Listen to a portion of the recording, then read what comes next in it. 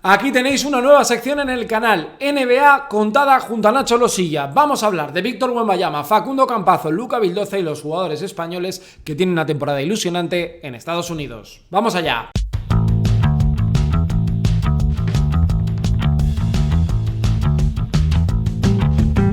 Muy buenas, bienvenidos a mi canal, hablemos de básquet, hablemos de NBA y aquí estamos con una de las novedades que traemos para esta temporada.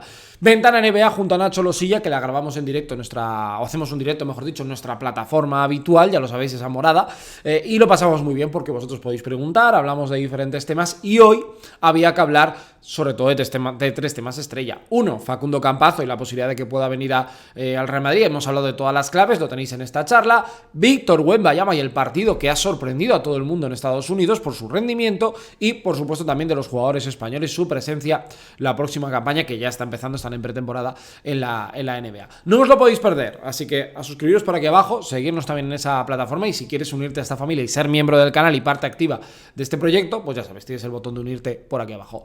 A disfrutar de la charla junto a Nacho Losilla. Nacho, ¿qué tal estamos? Pues muy bien, Sergio. Mañana interesante, ¿no? Diría que la primera de verdadera atención o de gran atención en el mundo NBA para esta temporada. Sí, totalmente. Oye, por cierto, que esta sección surgió aquí. Te metí en el embolado, tú te has venido, has aceptado o ya sabes lo que toca. Ya sé lo que hay, ya luego no se me puede decir nada.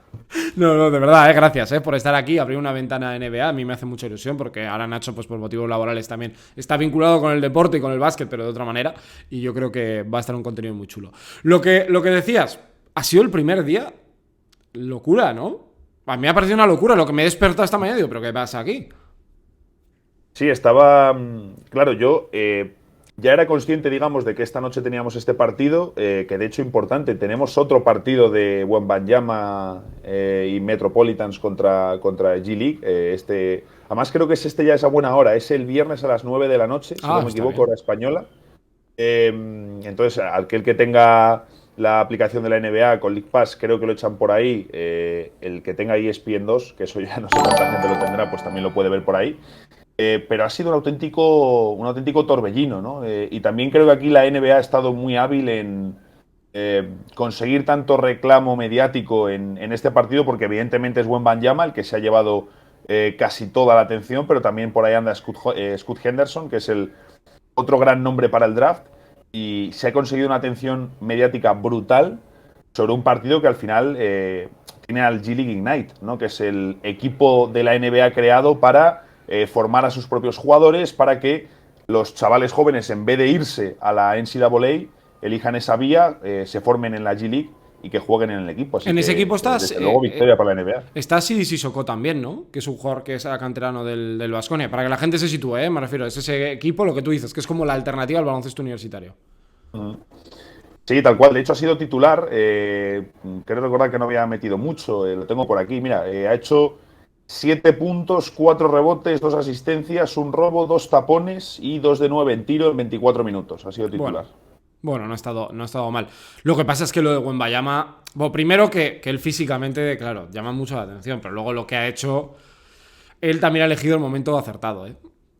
Sí, la verdad que ya solo con los highlights te quedas impresionado, ¿no? Porque sorprende, choca ver a un jugador así. Pero luego es que además viendo el partido, yo que lo he estado viendo esta mañana, eh, es increíble cómo en tan solo los primeros 2 minutos de partido ya ha conseguido meter un par de tiros, uno de ellos triple, ha metido varios tapones. Bueno, en solo 2 minutos de partido ya Wembanyama te deja, Sergio, un impacto visual increíble y de acciones que no solo se reflejan en la estadística, ¿no? Es decir, él ha hecho estadística, pero también de esas acciones que no se reflejan también. Sí. Yo ya te conté que lo había visto en directo en Vitoria, cuando vino Brad Stevens a verlo también. Y es visualmente muy potente. O sea, más incluso que en la tele, ¿eh? En la tele llama la atención, pero en el campo es una barbaridad. Sobre todo porque tiene una mezcla muy extraña, ¿no? De Porzingis con Antetokounmpo, con... Es que no sabría decirte exactamente, no sé si tú le encuentras un poco el molde así en NBA, pero es difícil, ¿eh? Yo creo que es un jugador, y él lo ha dicho, que es bastante único, y él viene a hacer algo bastante único y a ser un jugador que no se haya visto antes. A mí, por un lado, me gusta esa confianza en un chico tan joven, pero es que realmente lo es, porque al final hablamos de un tío de 2.20 que antes salía la estadística. Creo que los jugadores de su altura similar o más altura en la historia de la NBA, entre todos ellos se han combinado para 7 triples, es lo mismo que ha metido él en este partido, ¿no? Y al final te lo añade con, creo que han sido 5 tapones, y en toda la historia de la NBA solo ha habido un jugador que haya hecho 7 triples y 5 tapones en un partido, que fue Danny Green en los playoffs de 2014. Es decir, hablamos de un exterior encima. Entonces, realmente Wembanyama es un jugador que por molde está llamado a ser algo único y diferente, más allá, Sergio, de que luego termine siendo más all-star que otro jugador, más estrella que otro jugador, pero en cuanto a molde, en cuanto a jugador, desde luego algo único. Sí, sí, sí, totalmente, vamos. Yo es que está claro que es algo especial. Cuando tú lo ves jugar y cómo se mueve, está claro. Lo que también yo creo que es evidente que en Estados Unidos ya, si alguien no lo conocía, lo ha conocido hoy. O sea, ha sido como, porque he visto incluso medios de Estados Unidos que están locos con lo que han visto hoy. Sí, sí, completamente. Y además, esto es algo que decían mucho mis compañeros allí de Estados Unidos. Al final es muy importante cuando, digamos, tú allí consigues pasar al gran público, ¿no? Y por ejemplo pusieron el ejemplo de Campazzo, que era un jugador, pues, que lógicamente aquí pues conocíamos todos. Yo que tenía compañeros argentinos de NBA Argentina, pues lógicamente hacían como nosotros, ¿no? Si nosotros hacemos el seguimiento de Billy, de Juancho y tal, aunque no jueguen, pues ellos hacían lo mismo con el Facu. ¿Qué ocurre? Que el Facu, por mucho que hubiese sido aquí una estrella en Euroliga, allí no le conocía prácticamente nadie. Y cuando le empiezan a conocer o cuando empiezan a saber su nombre, cuando el gran público, ese que no consume tanto baloncesto, que solo se entera de las grandes citas y demás, empieza a conocer a Campazzo, es pues cuando salen estos vídeos suyos de pases especiales, ¿no? Que daba por la espalda y demás, que se colaba entre las mejores acciones de la jornada. Ahí es cuando Campazzo se daba a conocer entre el gran público. Así que lo de hoy permite a Wembanyama que le conozca a un montón de gente que nunca va a ver, ni ha visto, ni verá un solo partido de Euroliga, Eurocup o similar. Sí, sí, eso es. Puede ser incluso un espejo similar a Doncic 2017 también, ¿no? Que fue un poco aquel Eurobasket donde la gente le pudo poner un poco más de cara, aunque nosotros ya sabíamos que iba a ser muy bueno. No tanto igual, o no tan rápido, seguramente, pero es un poco... Es que eso es muy importante, hacerte mainstream. Me refiero sobre todo pensando en el draft, porque no sé cómo está ahora. Yo lo vi ayer, o antes de ayer, y es el número 1. Es el número 1. Mucho tiene que cambiar la situación, mucho tiene que suceder durante esta temporada para que equipos, por ejemplo, San Antonio Spurs, un equipo que tiene varios exteriores prometedores, tiene varios perimetrales, pero donde tienen un gran vacío en su juego interior, ¿no? Tienen varios jugadores, Jacob Poeltl, tal, tienen, pues sí, figuras que son interesantes, pero lo que a ellos les falta es un pívot. Imagínate que San Antonio tanquea, que pues lo harán un poquito, ¿no? Competirán, pero van a estar en el fondo y tienen la opción de elegir a Víctor Wembanyama.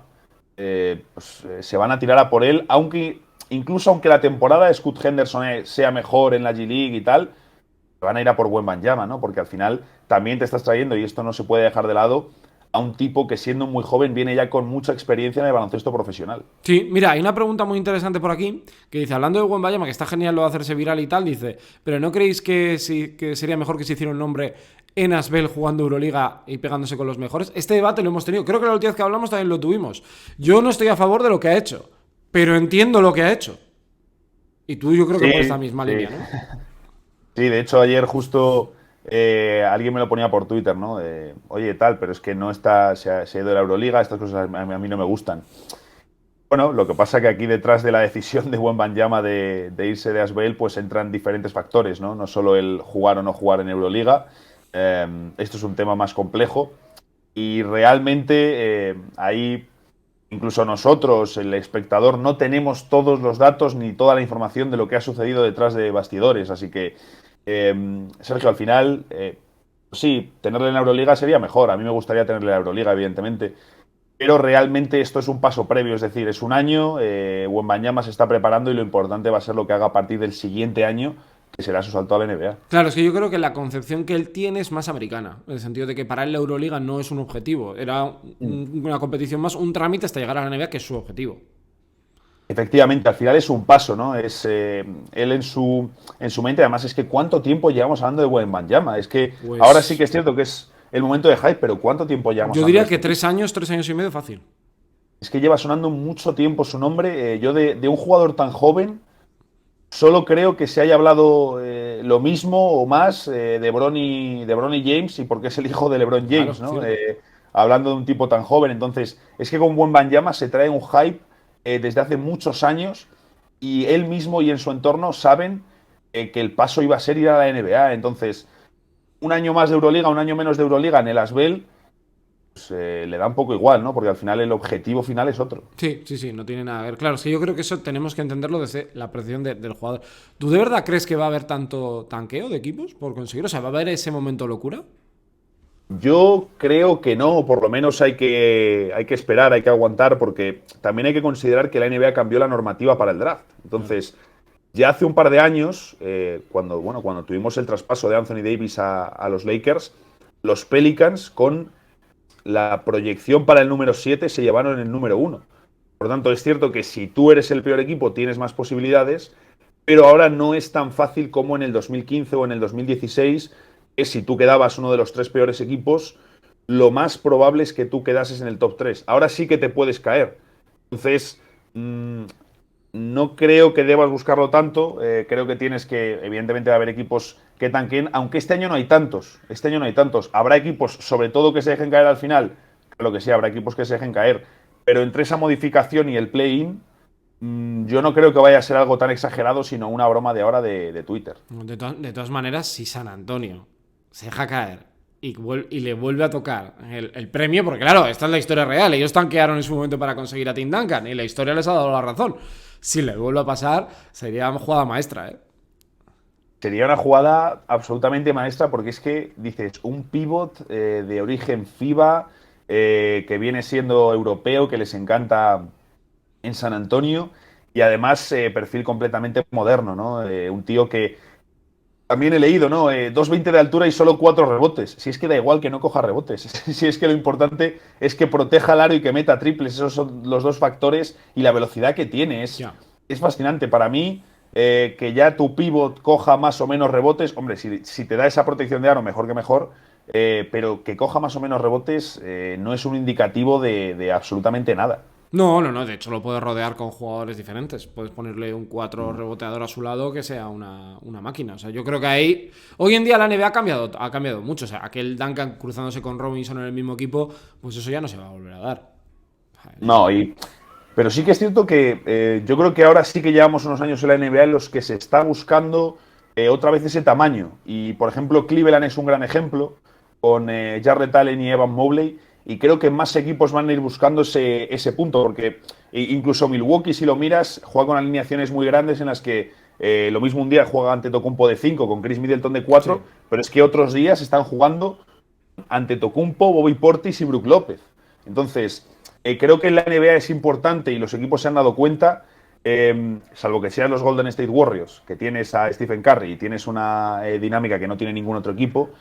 Creo que va a haber varios equipos ya que inviertan en ese tamaño, en tener frontcourts muy grandes, jugadores que además de darte esa versatilidad que hace unos años solo pensábamos que era de los jugadores más pequeños, ahora también es de los grandes, ¿no? Y en categorías inferiores se trabaja gente de 2,10 como si fuese el alero o el base más versátil o el perimetral más versátil. Entonces, sí que creo que la NBA se está buscando cada vez más ese punto de recuperar el tamaño sin renunciar a la versatilidad. Ya, sí, sí, sí, totalmente. Pues esta es la noticia, yo creo que un poco del día, ¿no? Que tiene que ver con Víctor Wembanyama y que además, mira, pues un punto de alguien que viene de Europa para ir a Estados Unidos. El otro nombre, lo de Campazo. Que tú además vives en Madrid, con lo cual también mucha atención a lo que está pasando. ¿Tú ya estuviste en el Media Day además del Madrid? Sí, sí, estuve ahí en el Media Day, estuve con Alex Madrid, además por ahí, estaba Piti, mucha gente, bueno, la verdad que muy bien. Nunca había estado en un Media Day de Euroliga, así que fue una experiencia, la verdad, bastante entretenida. Y tú no viste camisetas de Campazo colgadas por ningún lado, un armario ahí, lo típico, ¿no? Abres un armario y joder, ahí está la ropa de Campazo. No, no, de momento están tranquilos. Sería la leche poder decirte que sí, que me metí por ahí donde no tenía que meterme, que encontré algún pasillo la ciudad deportiva y que me encontré ahí ya las camisetas preparadas, pero no. No, no. Pero no estaban. Hubiese Oye, sido tremendo. claro, es que aquí hay dos vertientes, y a las dos me las creo, lo he dicho antes al inicio. Carlos Sánchez Blas, que ha dado la información, ha ido contando todo lo que dice, compañero nuestro también, Onda Madrid y en Dazón, que ya hay o se está empezando a hablar entre las dos partes, y luego está la de Marca, que yo creo que también está un poco hablando también con el agente, que tiene que ver con que no tiene tanta prisa. Me parecen las dos reales y muy compatibles. Lo que está claro es que la NBA, después de los 10 que hablamos, Nacho, la puerta la sigue teniendo cerrada. Y te quiero preguntar por lo que dijo Denver. Por él, que me parece un motivo muy interesante. O sea, no sé si estoy de acuerdo o no, pero me parece interesante. Sí, yo creo que al final, cierto, yo creo que es lo que tú dices, ¿no? Esas dos historias, esas dos versiones, yo creo que son incluso compatibles y ahí evidentemente hay que mirar cuál es la fuente o de dónde puede venir la información, porque obviamente yo me creo que Campazo no quiera renunciar todavía a la NBA, pero la evidencia es abrumadora y la evidencia nos está diciendo que a día 5 de octubre, es decir, no tiene o no ha tenido una oferta formal. Entonces, ¿que hay interés de varias franquicias? Sí, se ha hablado desde hace semanas de equipos como Minnesota Timberwolves, por ejemplo, ¿no? Un Sí. equipo que ha traspasado a Patrick Beverley, que le podría venir bien ese base extra defensivo. Incluso, ¿por qué no? Phoenix Suns, otro equipo que necesitaría un tercer base en su rotación. Pero todos los equipos de los que hablamos no es una oferta en firme porque en parte sería llegar con un rol muy secundario al equipo, contrato de mínimo de veterano, es decir, una situación que evidentemente no es la que quiere Facu y que es que si Facu sigue en la NBA, Sergio, tiene muy difícil jugar. Es decir, si este último año en Denver Nuggets, que sin Jamal Murray parecía, bueno, este año va a jugar más, no sé qué, si ni en el año de lesión de Jamal Murray ha tenido más minutos, si se va a Phoenix detrás de Chris Paul, de Cameron Payne, de la opción de poner a Devin Booker de base, no va a jugar nada. Y si se va a Minnesota, es que en Minnesota estaba Leandro Bolmaro hace 2 días y tampoco estaba jugando nada. Y a Bolmaro con el mismo problema además, ser incapaz de meter triples. Claro. Entonces, la situación es complicada, porque además, si miramos a la parte de Europa, la sartén por el mango la tiene el Madrid en las negociaciones, y eso es evidente también. Sí, sí, sí. Ahora respondemos a la cuestión que hablan también de Partizan, pero dijo el CEO, no recuerdo quién era, o el director, general manager, no me acuerdo, de Denver, que no habían renovado al Facu por cuestiones también de un equipo más alto. Y esto es otro detalle que no se nos tiene que olvidar, que el tiro ha sido un problema para Campazo. Y a ver, te tiene que compensar mucho en NBA tener un jugador así, cuando lo que acabas de decir tú hace un momento, se está buscando altura y movilidad. Y Campazo tiene muchas cosas, pero altura, pues eso es algo que no tiene. O sea, esto es así. Sí, de hecho, es más evidente la carencia de altura que la de tiro, aunque luego creo que a nivel defensivo Campazo ha estado bastante bien, o no se le Sí, sí, sí. puede. No se le puede, digamos, echar en cara que haya sido una debilidad atrás. Y yo entendía, ¿no? Había, sobre todo, argentinos en Twitter que se molestaban cuando algún comentarista de la NBA decía, no, es que Facu es una debilidad defensiva, tal. Yo entiendo que allí, que les da absolutamente igual el baloncesto de fuera y no consumen absolutamente nada, si no has visto ni 10 segundos de Campazo, que deberías haberlo visto por ser tu trabajo, entiendo que pienses, oye, pues este tío va a ser un problema en defensa porque es muy pequeñito, tal, no sé qué. Pero es cierto que él cuando se ha enfrentado a bases les ha defendido bien, incluso ha Sí. tenido algún partido defendiendo bastante bien a Stephen Curry, que es una de las tareas más complicadas que hay en la NBA. ¿Cuál es el problema ahí con la altura? No es tanto defender a un base, sino que si hay un cambio en un bloqueo, si te quedas emparejado con un alero, si te quedas emparejado con tal, ahí te van a buscar esa superioridad. Entonces, ¿qué ocurre? Que al final Facu, si no tiene el tiro para abrirte en ataque y su defensor le va a estar flotando todo el rato, y en defensa es un emparejamiento que a lo mejor el base no puede castigar, pero un alero del equipo sí, o un interior del equipo sí, jugando ese sistema defensivo de cambios, en Denver su posición no tiene ningún sentido. Mira, dicen por aquí que si Facu no tendría sitio en el peor equipo, en uno de los peores equipos en NBA, sí podría jugar. ¿Eso es una opción viable? ¿O es que al final tampoco merece...? Es que es un jugador ya veterano, claro, tampoco tiene 20 años para construir sobre él. Esa es la cuestión y de hecho el otro día hablaba con nuestro amigo Gerard Solé de un equipo donde habría interés de Facu, como puede ser Utah Jazz, precisamente uno de los equipos que está llamado a ser uno de los peores de la NBA. Pero ¿qué ocurre? Aquí hay 2 puntos, lo decías tú, la edad. ¿Hasta qué punto le interesa a Utah invertir en un base de 30 años? no tiene ningún sentido para ellos invertir en Campazo. Y luego es que además Facu también por el estilo de juego que tiene, él necesita a su alrededor tiradores en la NBA y gente que vaya a hacer puntos. Porque él no va a hacer tantos. Es decir, yo el rol, digamos, ideal que le veo a Campazo es base suplente de 15 minutos, que salgas, le des la pelota y tenga esos 15 minutos la pelota o 12 minutos la pelota, pero que la tenga él. No como en Denver, que estaban usándole de tirador. Que sea él el que tenga la pelota, que juegue los pick and rolls, que organice el ataque y que sea para darle descanso al base principal, base estrella del equipo. Como pueda ser, por ejemplo, en los Warriors con Stephen Curry, que no tienen un segundo base como tal en la plantilla. No hay otro base en la plantilla de los Warriors que no sea Stephen Curry. Pero, claro, es que en Utah dices, vale, sí, me meto aquí, puedo tener un hueco. Es que Utah no va a primar a darle minutos a Facu por encima de ningún jugador de la rotación. Claro, es que hay que entender eso. Esto es lo mismo que lo de Wembanyama. Hay que entender al jugador y hay que entender a las franquicias, que al final están jugando su dinero, sus inversiones y su futuro. Esto es así. O sea, yo creo que todos tenemos claro que es un buen jugador Campazo, pero que no está claro que en NBA encaje. Preguntan por destinos en Europa. Ha sonado Partizan. Me puede encajar. Supongo que habrá otros equipos. A mí me parece que todo lo que no sea ir al Madrid para él, más allá, ya no voy a meterme en lo que deba dejar de pagar de la cláusula. Me parece que es ir a menos.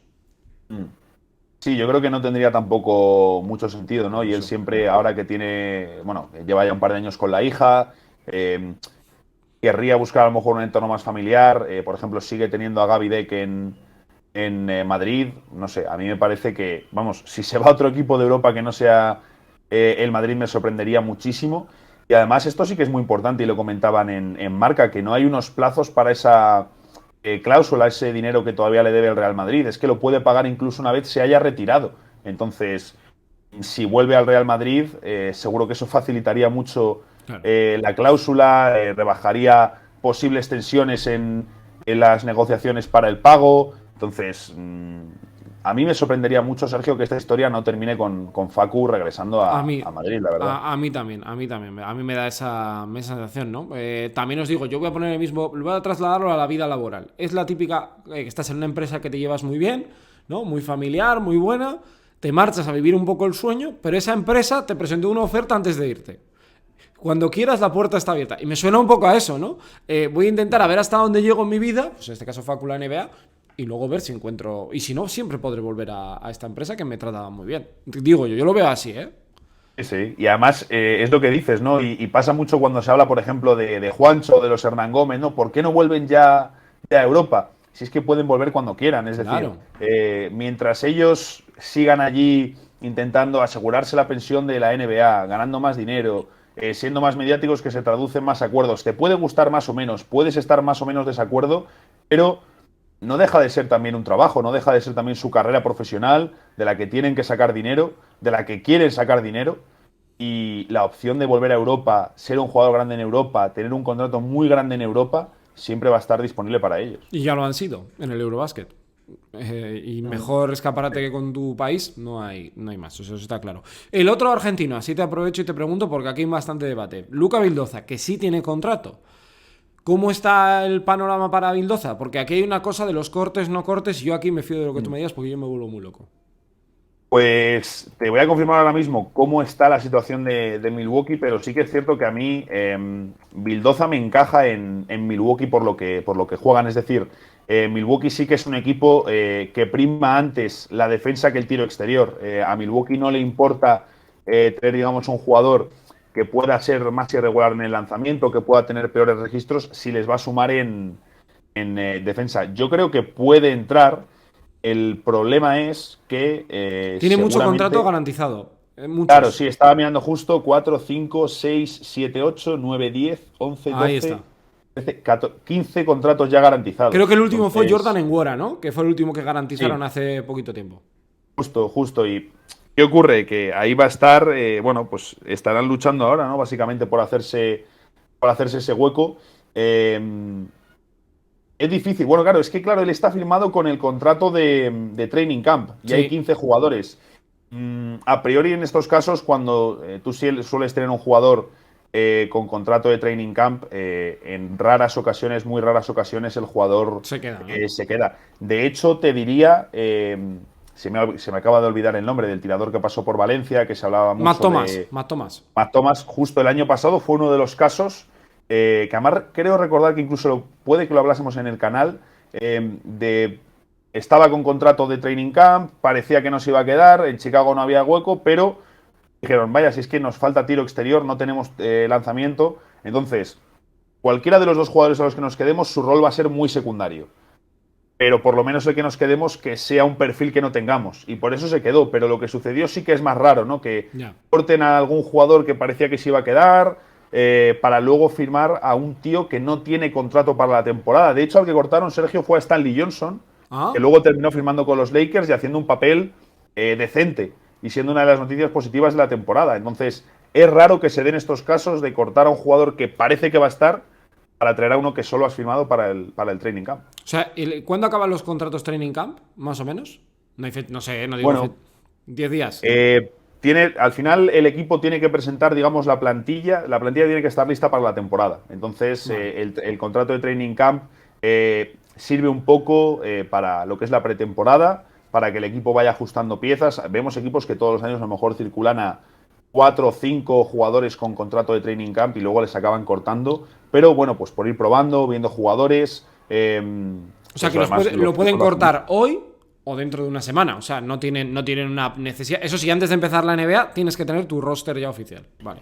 Efectivamente, antes de empezar tienes que tener tu roster y le pueden cortar hoy, le pueden cortar en 2 días o le pueden cortar en 4 o 5. Eso sí, la configuración son 15 contratos garantizados y 2 two-way contract, que además creo que en este caso los Bucks también los tienen, me parece, los 2 two-way. Efectivamente, tienen a los dos y uno de ellos es nuestro amigo Sandro Mamu. Joder, qué jugador. Kelebasi. Qué jugador, claro. Qué jugador. Claro, y es que ese es el nivel, Sergio, es que estamos hablando de que este tío está con un contrato dual. Es decir, la proyección es que vaya a jugar entre poco y nada este año con Milwaukee Bucks y que la mayor parte del tiempo la pase en la G-League. No, increíble. Eso es increíble. Pues mira, aquí un poco aclaración del tema Vildoza, que hay mucha gente muy ilusionada. Yo lo entiendo. También entiendo, por si hay gente argentina que lo está viendo, que vuestra concepción es que si viene a Europa es un fracaso. Yo creo que no. Y especialmente para Campazzo, que ha sido un jugador que ha sido determinante en Europa y en baloncesto FIBA es uno de los mejores bases. Pero bueno, tema un poco zanjador, el de los argentinos. Quiero preguntarte por los... Sobre eso, Sergio, sí que me gustaría añadir que al igual que hace unos años desde Estados Unidos se veía como un fracaso irte de la NBA a Europa, porque se veía sobre todo para los jugadores que eran elecciones altas del draft, como ha podido ser Shane Larkin. Yo creo que ese mito se ha ido rompiendo, ¿no? Y jugadores como Mirotic han ayudado a ello. Lo que no podemos caer es nosotros mismos a nuestros propios jugadores decir, oye, has fracasado porque en la NBA no tal y te has tenido que volver. Y lo decía Musa el otro día en la entrevista con Alex. Es que mi rol en la NBA era ser 3&D, yo no soy 3&D. Puedes ser un 3&D en Europa y jugar en Eurocup, de repente te vas a la NBA, encajas muy bien en ese perfil y eres un tío de 20-25 minutos en cualquier equipo de la NBA. Te voy a poner un ejemplo, Daniel Theis. Por ejemplo, a un jugador de rol que aquí no serviría o se quedaría corto para equipos grandes antes de haber sido a la NBA, sí. Y en la NBA ha sido un jugador que ha tenido partes muy útiles en equipos muy útiles. Entonces, sí. Claro, hay que considerar el rol, pero lo que no podemos es en caer nosotros en llamar a nuestros propios jugadores fracasados por regresar de la NBA. ¿Sabes lo que pasa? Que la mochila de Gasol, de Ginobili, pesa mucho, ¿eh? Claro, y todos no son así. Es que... No. Todos muy poquitos son así. Claro, eso es. ¿Podéis hacer preguntas? Por supuesto. Para eso lo estamos haciendo aquí en directo. Luego se resubirá, por supuesto, a YouTube, pero podéis dejar preguntas y lo vamos cuestionando. Sobre los jugadores españoles, ¿ha sido literal lo de Garuba, lo de no sabíamos que era tan bueno? ¿O es el típico clip cortado? O sea, lo vi y no lo puedo creer. Me suena muy mal. O sea, quedas muy mal si dices eso. Sí, yo me quedé también muy loco con eso, pero es real, es real. Lo dijeron en un sentido muy positivo, ¿no? Porque claro, tú lo lees y piensas, esta gente que me está contando, ¿no? No puede ser. Pero es que es cierto que al final en Estados Unidos, y por ejemplo, de estos Rockets del año pasado, ¿qué presentaban ellos? A 4 rookies, 3 de primera ronda. Pero bueno, pues Garuba es casi lo mismo que otro cual. Es que es otro más. Entonces, y también es cierto que hasta este Eurobasket no habíamos visto a Garuba a nivel profesional jugando de 5 a este nivel. Es algo que nunca había sucedido. Él había estado más de 4, haciendo otras labores. Su mejor momento fue contra el FSA y con el Real Madrid. Pero es que no le habíamos visto con a este nivel en el 5. Ya, Y de hecho sí. ha sido lo mejor que le podía pasar porque hay mucha competencia en el puesto de 4 en Houston, muchísima, y en el puesto de 5 hay más espacio. Entonces, ha sido lo mejor que le podía pasar, explotar como 5 y que los Rockets le vean como el 5 defensivo del equipo. Sí, sí, sí, sí. Yo creo que le va a cambiar la carrera, de verdad, lo pienso, ¿eh? En sentido positivo, porque hay mucha gente que lo va a descubrir ahora. Y ese pase, yo lo he visto jugar, tú lo has visto todo en Madrid, lo habrás visto jugar en categorías de formación. Esos pases los daba en formación. Sí, sí, sí. De hecho, yo creo que era a lo mejor incluso siempre, o se ha sentido salvo ese momento final de temporada, se sentía un poco incluso infrautilizado en ataque, ¿no? Como un Sí. jugador, es cierto que tú le ves y puede ser tosco de movimientos o no ser el jugador con la pelota más estético, botando y movimiento y tal, pero es un jugador efectivo. Es un Sí. jugador que entiende el juego, que hace bien las lecturas, que acompaña los movimientos y que al jugar mucho en la zona de poste alto, cabecera, tal, ve muy bien los cortes, ve muy bien esos pases y esas continuaciones al aro, por lo tanto, es cierto que no te va a dar o de momento no te está dando tiro exterior, pero lo compensa con todo eso que da muchísimo porque saca al pívot de la pintura y consigue pases a otros jugadores. Entonces, a mí me parece es un elemento muy valioso y oye, ojalá este año le veamos con minutos porque también te digo, Sergio, ya toca, es decir, está en uno de los peores equipos de la NBA, no es la misma situación que la de Santi Aldama, Garuba debe trabajar y exigir por tener minutos este año. O sea, ¿tú crees, le ves siendo el segundo pivot? Como objetivo a Yo, final de temporada, ¿eh? Me refiero. yo es que incluso te diría que a principio de temporada, es decir, yo entiendo que evidentemente va a haber jugadores por delante suyo, que Jabari Smith y Alperen Sengun son los jefes de la pintura de los Rockets, porque es así, son las dos figuras, pero yo entiendo que él tiene que ser el segundo pívot de la rotación. Es que te diría que su mayor competencia se acaban de traer a Bruno Fernando.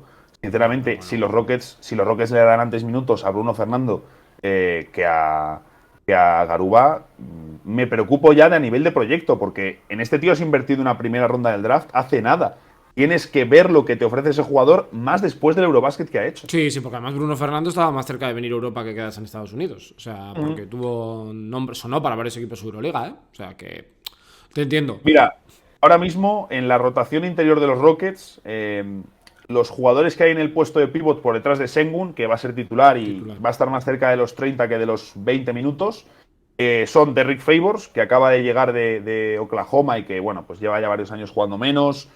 No me sorprendería que le cortasen. También siento que es un veterano, ojo. Houston ha dicho que quería mejorar su rotación con veteranos. Sería una muy mala noticia que Favors es un tío que me refiero, ya no tiene baloncesto por ofrecer más que para un contender, para un equipo de playoffs. Sería muy mala noticia que Favors estuviese por delante suyo, porque están Favors, está Bruno Fernando y está Boban Marjanovic. Ninguno de ellos debería estar por delante de Garuba y sería muy mala noticia que lo estuviesen. Sí, sí, sí, además son pivot muy distintos a lo que es Garuba, es que no tiene nada que ver, es que no se parecen nada. Viendo a Sengun como titular, que ya lo vimos también con Turquía, que es un pedazo de jugador. Ahora te pregunto por Santi Aldama, pero Mario Weiss nos dice qué opinamos o qué opinas de la temporada de Billy, que si lo de ser MVP y el oro le va a sumar, porque en pretemporada no lo está haciendo del todo mal, y que será uno de los hombres más fuertes de su equipo. Yo esto adelanto, digo que no. No, no sé tú, tú eres el experto. No, no, no, Yo. no. Yo concuerdo contigo. Además, en unos Pelicans donde hay gente muy, muy fuerte. Es cierto que Billy está muy fuerte. Lo mismo, no compartes esto. Pero a mí me pasa con Billy. Es cierto que él saca muy bien las faltas. Porque él saca muy bien las faltas. Pero en ocasiones le sigo viendo un poco blandito yendo al aro. O con Sí, movimientos en los que digo, como que no utiliza del todo su fuerza o la utiliza de otra manera a la que no estamos acostumbrados, ¿no? más Que no es tanto. Gasol, más Pau Gasol que Sí, un pívot de los de ahora. efectivamente, claro. ¿Qué ocurre? Que te choca, digamos, ver a Billy con la evolución física que ha tenido estos últimos años de ponerse tan fuerte, de sacar tanto brazo, porque es un animal. Y yo, por ejemplo, que cuando he podido entrevistar a las vueltas de sus temporadas NBA, claro, le ves con muchísimos meses de diferencia. Y le veías de un año a otro y le veías un año, pues, más carita de crío, no sé qué tal, y de repente llega el año siguiente y le ves que es un animal empotrado. Sí. Entonces, ha cambiado mucho físicamente, seguro que le ha beneficiado en su juego, creo que eso lo utiliza mejor, pero esa diferencia física se nota mucho más en Europa que en la NBA, donde muchos pivots pues, tienen un físico increíble. Él ya dijo que Zion Williamson era literalmente imposible de mover. y es un tío que está en el 2-0-1 rozado. Bueno, pero Zion Williamson ha adelgazado, ¿no? Sí. Ha adelgazado mucho y está muy rápido. Estaba viendo vídeos de los partidos de esta noche. Yo he visto vídeos. Está rápido, ¿eh? Es que es impresionante cómo combina un tío esa fuerza con esa velocidad. Es que es muy explosivo el tío. Ahí sí que es, salvando distancias, un poco Barkley.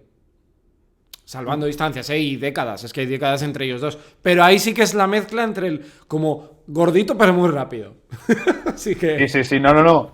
Barkley es una de las comparaciones que más usaba para Zion en su día. Además, un tío que ataca de cara, no tiene mucho tiro, aunque puede amenazar y puede lanzar, pero va a recibir en el poste, se va a girar y te va a atacar de cara, que eso es lo que hacía Barkley. Entonces, pero bueno, del tema Billy, es que tiene más competencia este año que el año pasado, Sergio. Es que precisamente Zion es más competencia, porque el año pasado Jackson Hayes, que es el otro pívot, que es conocido sobre todo porque es el que compite con Billy, no por ser segundo pívot por detrás de Valanciunas. El año pasado Jackson Hayes estaba jugando de 4, que como no estaba Zion, así podían jugar los dos. Y los Pelicans han jugado bastantes tramos de temporada con 2 pivots, que es algo muy raro, inusual y raro en la NBA. Por lo tanto, ahora que recuperas a Zion Williamson, tienes a Zion, a Jonas Valanciunas, gente que va a estar en muchísimos minutos, siempre que estén sanos, por supuesto.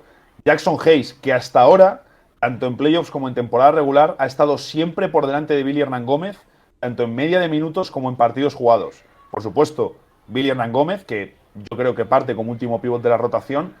E incluso es posible que en algunos momentos, Larry Nance, se me estaba olvidando, un jugador que también ha estado por delante de Billy desde que llegó a los Pelicans y también en playoffs, donde Billy tuvo un papel muy secundario. E incluso Herb Jones, que fue el rookie el año pasado, defensivo, que gustó mucho. Yo creo que le van a poner más de alero ahora que Zion ha entrado en el equipo, le van a poner más en el perímetro, pero a lo mejor para tapar huecos de suplente y tal es posible que tenga algún minuto de 4, que siempre ha sido su posición más natural. Entonces, la competencia interior de los Pelicans es enorme. Ya, no, complicado lo va a tener. Santi Aldama, otro que lo está haciendo bien. Parece ser que lo que invirtió le está dando réditos en pretemporada. En pretemporada. Es importante siempre poner ese apunte. Pero, fíjate, soy bastante más optimista con la situación de Santi Aldama que con la de Billy Hernán Gómez. También, evidentemente, Aldama es un tío más joven, ¿no? Un jugador que Memphis ha elegido hace poco como primera ronda para explotar. Billy ya va teniendo sus añitos. Billy ya está más cerca de ser un veterano que de ser una joven promesa. Pero Aldama se le ha abierto una oportunidad muy interesante con la lesión de Jaren Jackson Jr. y con la marcha de Kyle Anderson, que ha firmado con Minnesota Timberwolves. Aldama dijo ayer que él quiere competir por el puesto de titular. Yo no sé si será titular, eso me genera dudas, pero creo que es perfecto para sustituir los minutos de Kyle Anderson. Además, me encajan mucho, digamos, el papel que tenían los dos. Kyle, una especie de 4 lento, inteligente, con pelota para tomar decisiones. No tanto un 4 abierto, ojo, porque mucha gente está poniendo a Aldama como 4 abierto tirador. Y para mí Aldama es de todo menos un 4 abierto tirador. Es un jugador que necesita la pelota en sus manos y que puede hacer muchas cosas con la pelota en sus manos. ¿Que puede tirar y puede meter triples? Sí, pero no creo que deba ser su principal función, sino que hay que explotar su juego por otros lados. Sí, es que ¿sabes lo que le pasa a este también? Que juega con la estética del tipo jugador de 4 abierto europeo. Bargnani, claro, por poner un ejemplo. Pues tienes similitudes físicas, por ejemplo, con Bargnani. La planta, cómo se mueve y tal, pero es muy distinto. Bueno, Bargnani tampoco era un 4 tirador al uso, también le gustaba echar el balón al suelo y penetrar, pero... Luego ya le reorientaron más a tirador cuando se fue apagando su carrera. Dijeron, bueno, ponte a tirar al menos, que eso lo haces bien. Se dio cuenta que le costaba muy poco tirar el esfuerzo. Sí. Y metía mucho. Sí. Eso era más fácil. Era no, muy el tío... De hecho, yo te voy a decir que, claro, yo le pillé más o menos pues cuando empecé a ver la NBA y al principio era un poco jugador fetiche. En Toronto llegó a tener unos años Bargnani de muchísimo nivel. A mí me gustó mucho, yo lo recuerdo. Bueno, yo lo vi jugar con Benetton cuando estaba en Euroliga. Pasó a la NBA, que fue cuando fue Garbajosa, creo que fueron a la vez, los dos. Y luego lo vi sus últimos partidos de baloncesto, los he visto yo. Cuando se hizo muy célebre con la bicicleta en Baskonia. Era impresionante, claro. El tío se movía media baldosa, pero era una cosa, un jugador diferente, totalmente. De los otros 2 españoles que nos quedan, por un lado tenemos a Ricky, que bueno, está en su proceso de recuperación. No debe quedarle demasiado, ¿no? Por lo que se ha dicho. Creo que estaban apuntando hacia más diciembre, Eso es, por pero ya ahí, está, o para sea. regresar, sí, un par de mesecitos. Ya, bueno, tenemos vídeos suyos lanzando, tenemos vídeos suyos en entrenamientos, o sea que además se le ve muy contento a Ricky, Sergio, me gusta mucho, se le ve con una sonrisa, se le ve feliz. Donovan Mitchell ha llegado a Cleveland, que es Su el amigo, ¿no? fichaje, yo diría, más inesperado del verano. Es decir, a mí me sorprende mucho más la llegada de Mitchell a Cleveland que la de Gobert a Minnesota, la verdad, porque Mitchell es un tío más mediático, más diferencial. Lo de Gobert con Towns me genera curiosidad, aunque es más random. Pero Cleveland es el equipo para toda la NBA que mejor se ha reforzado este verano. Tienen una plantilla tremenda, muy completa en todos los puestos. Ricky les va a venir muy bien y me alegro, Sergio, de que Ricky esté en un equipo que quizá no es contender, pero en el este se ha abierto una situación muy interesante con el drama de Boston, con las dudas de Brooklyn Nets, con Miami Heat que no ha hecho ningún refuerzo sorprendente. Bueno, Cleveland es uno de los equipos que está, digamos, en la puja de, ¿por qué no?, meterse en unas finales de conferencia. Así que, Es que te oye, iba a me decir, alegro por Ricky. es la primera vez que yo recuerdo, bueno, el de los 90 contra Jordan, que Cleveland es competitivo sin LeBron. Competitivo de verdad, ha tenido buenos equipos, pero competitivo de verdad, ¿no? Sí, de hecho creo que este año ya habían batido algún tipo de récord de Sí. partidos ganados, desde sin LeBron James, algún tipo de récord habían ganado. Y tienen un equipo muy, muy, muy potente. Y además tienen también capacidad para hacer algún traspaso durante la temporada, traer algún veterano, traer algún alero tirador, defensivo, que eso siempre viene bien. Así que, oye, yo me alegro mucho porque Ricky ha encontrado un sitio donde está contento, donde está cómodo. Él ya ha dicho que en Cleveland se siente muy bien. Le han traído ahora uno de los mejores amigos que ha tenido en su carrera, como es Donovan Mitchell, que siempre ha alabado mucho al Ricky jugador, pero también al Ricky persona. Y además es que encaja muy bien en Cleveland. Cleveland, que es un equipo que le da muchísima importancia al juego de media pista, donde tiene dos pivots que juegan mucho con ellos el bloqueo de continuación y juegan con dos bases también mucho tiempo. Ricky Garland, vamos a ver Ricky Mitchell, incluso por qué no tramos de los tres juntos. Es que es la situación perfecta para Ricky. Es al que hay que estar muy atentos, yo creo. Porque luego Juancho, para mí igual es el que más complicado lo tiene de todos, ¿eh?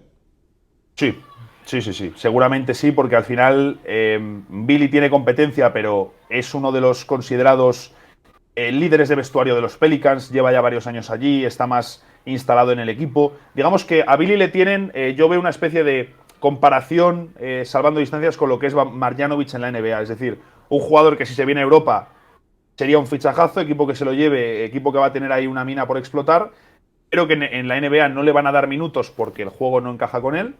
Hay otros jugadores que funcionan mejor y encajan mejor en ese juego de NBA, pero sabes que es una garantía. Es decir, tú si sacas a Billy porque se te ha lesionado Balanchunas, por lo que sea, porque tal, porque este no puede jugar o porque le necesitas si quieres más puntos, sabes que si le sacas 15 minutos desde el banquillo va a dar puntos, es un seguro, está con confianza y tal, perfecto. Pero es que Juancho está en un equipo al que ha llegado, pues, porque tocaba Toronto. Y bueno, pues porque en Toronto le gustan mucho los aleros largos, los aleros altos. Hay muchísima competencia en Toronto, pero muchísima competencia. Y la sensación del fichaje con los Raptors es que parece más, bueno, pues por continuar en la NBA que realmente por la oportunidad de tener un buen equipo, tal, no sé qué. Entonces, no tiene buena pinta. Yo ya te lo dije el otro día. Sí, lo dijiste. Soy poco optimista respecto a que Juancho Hernán Gómez vaya a terminar la temporada en Toronto. Bueno, vamos a ver qué pasa. Si es Toronto o encuentra otro sitio o igual es el primero. Para mí de todos es el que más probabilidades tiene que se le cierre un poco, como le pasa a Campazo, a Vildoza, la puerta de la NBA. Yo creo. Pero es una pena, Sergio, porque hace 2 años, hace 3 años, justo cuando la cuarentena, estábamos diciendo lo contrario. Sí. Billy es al que se le están cerrando las puertas y Juancho es el que mejor posicionado está. Había firmado ese contrato de 3 años y 21 millones con Minnesota. Es que al final Juancho es un alero largo, que tiene tiro exterior y que tiene movimiento sin balón. Entonces, es una pena que de los perfiles que mejor encaja y más se demandan en la NBA, es una pena que Juancho, por muchos motivos, no esté encontrando su sitio. Sí, totalmente. Pero esto es la vida del deporte profesional. Yo siempre pienso en Marc Gasol, que parecía que nunca haría nada y de repente el último día lo cambian a Toronto y gana un anillo. Nunca sabes, ¿no? De los Lakers que lo tenían drafteado, se fue a Memphis y quién nos iba a decir que iba a hacer mejor carrera que el hermano en Memphis. Es que hay cosas que luego, nunca... nunca sabes, o que la carrera de Calderón, como la alargó luego todos los años que tuvo José, ¿no? Cuando físicamente ya no era el de antes. Bueno, no se sabe. Uno de los mejores jugadores sin draftear de toda la historia, ¿no? Sí. Que al final, si te dicen eso, pues oye. Joder, vamos, yo lo vi jugar en Vitoria y no lo hubiera visto venir tampoco. O sea, es que hay cosas que nunca sabes. Es que te encuentras en el lugar adecuado y hay jugadores muy buenos que no acaban encontrando su sitio. Oye, para ir terminando, hay varias preguntas. Lo de Blake Griffin y Boston. Bueno, lo de Boston como tema, en general. Lo de Udoka. Ostras, vaya quilombo desde fuera que se ha montado ahí, ¿eh? Sí, sí, sí. Además, me parece el típico caso claro del que evidentemente nos falta información, gente claro. que está muy cerca de todo eso. Matt Barnes, por ejemplo, subió el otro día un vídeo, ahora que lleva él un par de años muy metido en el mundo de los podcasts y de ser comunicador, un vídeo diciendo que no se sabía todo lo de Udoka, que le había llegado información que lógicamente él no podía ni dar ni publicar. Creo que cuando se supiese la magnitud del caso se iba a entender. Incluso, o sea, de llegar al punto en el que Boston diga si Udoka se quiere ir a otro equipo para ser entrenador principal, no vamos a impedirlo. Es que tiene que haber pasado algo gordo. Entonces, ya nos enteraremos, porque nos acabaremos enterando más pronto o más tarde.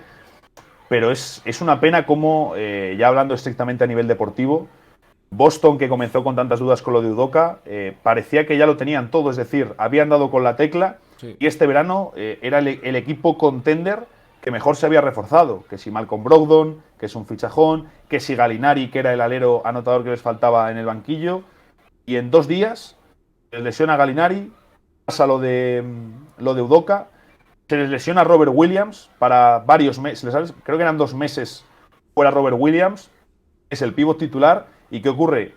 Dieron a su tercer pívot, Daniel Theis, en el traspaso de Malcolm Brogdon, diciendo, bueno, perdemos un poco de profundidad ahí, pero es un muy buen traspaso. Entonces, en un par de semanas, Sergio, ha cambiado muchísimo, pero muchísimo, la concepción de Boston de decir, ojo, como vuelvan estos tipos a las finales que tienen un equipazo, a ser un equipo ahora que a ver qué va a pasar con ellos. Me preguntan por el nuevo técnico de Boston, ¿opinión? Bueno, de Joe Mazzulla no se sabe mucho. No era el asistente principal. Digamos que aquí el problema que veo es que Boston había dejado ir a su asistente principal, a Will Hardy, que es el nuevo entrenador de Utah Jazz. Eso es. Le habían dejado ir en verano, porque como al final un entrenador asistente de muchísima reputación, él venía de trabajar en San Antonio, de ser, digamos, elegido por Popovich. Este tío, que era uno de los asistentes más jóvenes de toda la liga, llevaba varios años trabajando en San Antonio, se lo habían llevado al Team USA también en varias citas, y era visto como uno de los grandes nombres de la nueva generación. Entonces, claro, ellos no sabían que iba a pasar esto con Udoka, porque si no, pues le dabas la oportunidad a Will Hardy y ya incluso dices, oye, Udoka, vete a otro equipo, ponemos a Will Hardy y apostamos por él. De Mazzulla no sabemos mucho, más evidentemente tiene su currículum como jugador y como asistente, pero va a ser un poco a ver descubrir el camino que hace en Boston. Sí, vamos a ver qué pasa. Sí, la verdad que lo de Blake Griffin sonaba un poco, pues eso, a parche, ¿no? También. Sí, suena un poco a parche, pero bueno, todos los años siempre tenemos algún jugador que viene de hacer una mala temporada o una temporada en la que no ha contado y luego te sorprende y, oye, acaba aportando para la rotación. Es un pívot muy distinto a lo que suele utilizar Boston. Boston le gustan mucho los pívots defensivos. Blake Griffin no lo es. No. Pero, claro, ya en su día no defendía demasiado cuando era muy bueno. No es que fuese una debilidad, pero nunca había tenido devoción por defensa Blake Griffin. Y ahora ya, pues con la edad que tiene, pues como tiene las rodillas, evidentemente no se puede esperar mucho de él ahí. Pero bueno, creo que dentro de lo que quedaba en el mercado, has perdido a Gallinari, has perdido a Robert Williams para un par de meses. Necesitabas profundidad. Blake Griffin es un compañero del que siempre hablan muy bien, un veterano respetado. Oye, si le enganchas bien, es un jugador que a nivel ofensivo sí que te va a dar, pues, sí que te va a poder dar cositas. Y la otra última pregunta que nos hacen por aquí es: quiero saber qué opina Nacho de la situación de los Suns. Que aquí además te toca, no decía a nivel personal, pero es tu equipo al que tienes mucho cariño. Estoy preocupado, Sergio. Estoy preocupado. Me ha durado muy poco lo de unos Suns dando buenas noticias. Ha sido más corto de lo que pensaba. Bueno, fuera de lo de Robert Sarver, que ha sido un verano complicado en la franquicia y ya han dicho que se va a vender por una cifra récord, que hay gente muy importante metida en la puja de los Suns. Me preocupa que después de la hostia que te metiste contra Dallas, que ha sido una de las mayores hostias que hemos visto en playoffs en los últimos años, por todo, ¿no? Equipo número 1, de venir de finales, bates tu récord de victorias en temporada regular y en casa, en un séptimo partido, no es que no compitas, es que te borran del mapa como en pocas veces yo he visto en playoffs, te diría, Sergio, que incluso que en ninguna. Y o sea, es no que recuerdo en yo. tu casa, es que en tu casa. Es que Claro, eso. es que no recuerdo yo una circunstancia así. En todos mis años, ya viendo NBA a saco, no he visto yo una cosa así nunca. Y no entiendo cómo después de esa hostia que te pegas, el equipo no ha hecho ni siquiera una incorporación de medio pelo. Es decir, se ha perdido a Jamal McGee, que era un jugador importante como pívot suplente. No ha llegado absolutamente nada. Todo lo que han llegado han sido Damian Lee, Josh Okogie, Jock Landale. Es decir, bueno, pues sí, algún jugador que lo mismo sorprende, tal, pero no has traído ningún actor realmente diferencial para los playoffs. No has traído algo nuevo, algo distinto para cambiar un poco el aire, para impulsar al proyecto. Nada, no has traído nada. Y esto sí que me preocupa mucho. Y Phoenix es un equipo al que va a haber que vigilar porque lo mismo hacen buena temporada, siguen siendo un equipo competitivo, o lo mismo, el vestuario está roto, tal, y terminan siendo una de las grandes decepciones y vemos algún traspaso. Yo espero que no y ojalá reconduzcan la situación, pero no estoy nada ilusionado y creo que hay que ponerle un suspenso al general manager de los Suns, a falta de lo que hagan con Jay Crowder, porque no entiendo que después de la hostia que te pegases no hayas hecho nada en verano. Ya te entiendo. No, es que además eso es lo peor. No hacer nada es lo peor, porque hacerlo mal... Quisiste hacer algo, pero no hacer nada es casi lo peor. Nada, un postdata rápido. Preguntan por Kyle Guy, que solo ha firmado un año. ¿Crees que volverá a la NBA en 2023? Yo creo que va a ir a un gran equipo de Euroliga. Eso te iba a decir, me pega más antes yendo a un gran equipo de la Euroliga que en la NBA. De hecho, a él ya le hemos tenido en la NBA con ese contrato dual en Miami Heat. Y sabemos que Miami es un equipo que se le da muy bien coger a un jugador más secundario, que no tiene tanto talento, que no apunta tanto a estrella, trabajarle durante 1 o 2 añitos y hacer de él un jugador potable NBA. Lo hemos visto con Duncan Robinson, que es su caso más claro, con Kendrick Nunn, que ahora está en los Lakers. A mí me sorprendería, sobre todo porque entiendo, Sergio, que si Kyle Guy ha dado el paso de venirse a Europa, pasando primero por un equipo de menor entidad, es también para luego irse a un equipo más grande y romperla en Europa, porque lo tiene todo para ser el tirador referencia del viejo continente. Sí, totalmente. Bueno, no ha estado mal el primer día, ¿eh? Wembanyama, Campazzo, Vildoza, los españoles a los que vamos a estar muy atentos. El vídeo lo vamos a subir hoy mismo, porque es que además con lo de Wembanyama a las 8 de la noche subiremos el vídeo, por si alguien se ha perdido la charla, llega ahora el tramo final, aunque tenéis aquí el voz para poder verlo. Y Nacho, pues cada 2 semanas, ¿no? Hombre, si sucede una cosa de urgencia, pues recurriremos a... Nos metemos a Nacho y hablamos, pero en principio cada 2 semanas. Algún día en peores circunstancias ha grabado. Recuerdo que el día metido yo en un coche. El día de Juancho.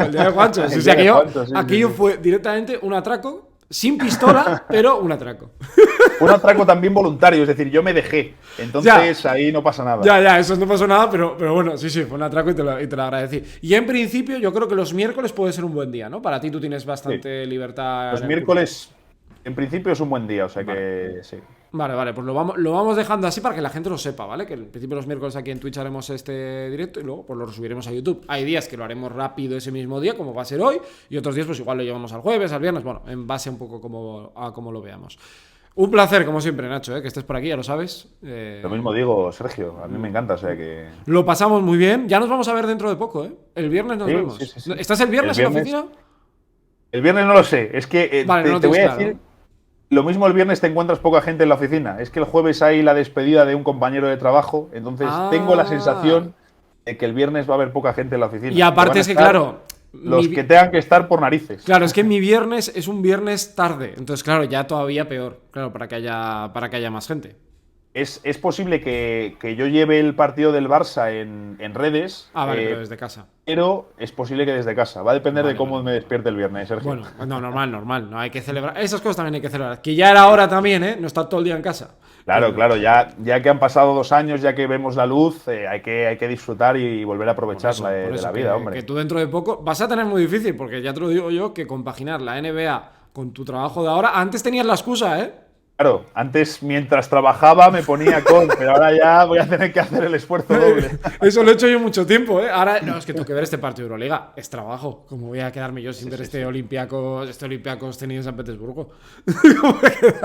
Es difícil. Yo ya tengo ahí la tablet, entonces yo por las mañanas, mientras trabaje, me pondré a ver los partidos. No está mal tampoco. Así que, como siempre, un placer, Nacho. Cuídate, ¿vale? Lo mismo digo, Sergio, un Muy bien, abrazo. muy bien. Nos vemos. Hasta luego. Chao.